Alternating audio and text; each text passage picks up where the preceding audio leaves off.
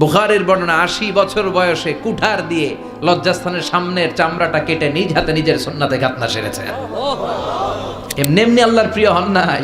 এত বরকতের ফ্যামিলি ওনার ফ্যামিলি যেখানে তাকিয়েছে ওইখানে বরকত, যেখানে পা লেগেছে ওইটা বরকত।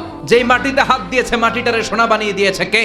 প্রতিদিন ১২০টা রহমত নাজিল হয় এই কাবা ঘরকে কেন্দ্র করে। সিত্তুন আলী তাইফিন, ৬০টা রহমত যারা খালি তাওয়াফ করে। এই তাওয়াফের ইবাদতটা ওই জায়গা ছাড়া পৃথিবীর কোথাও করা যায়? আর ৪০টা রহমত যারা কাবা ঘরে নামাজ পড়ে। ৪০ আর ৬০ ১০০, বাকি রইল কয়টা? বাকি ২০টা যারা তাওয়াফও করে না, সালাতও পড়ে না, খালি কাবা ঘরের দিকে তাকায় থাকে। রাজমিস্ত্রিগিরি যখন করতেছিলেন, বানাতে বানাতে আর নাগাল পায় না। আল্লাহ বলে এই পাথরটার উপরে দাঁড়াও। উনি দাঁড়ালেন। এবার যতটুকু উপরে ওঠা লাগে পাথরটা অটোমেটিক্যালি উপরে উঠে যায়, যতটুকু নামা লাগে অটোমেটিক্যালি নিচে নেমে যায়। কোন পাথরে আপনি ইচ্ছা মতো লাথি মারলে এখানে পায়ের দাগ পড়বে। সাইয়েদনা ইব্রাহিম ওখানে দাঁড়ানোর সাথে সাথে উনার ফুটপ্রিন্ট পাথরের মধ্যে লেগে যায়। কাবা ঘরের পাশে গোটা বিশ্বের মানুষের কাছে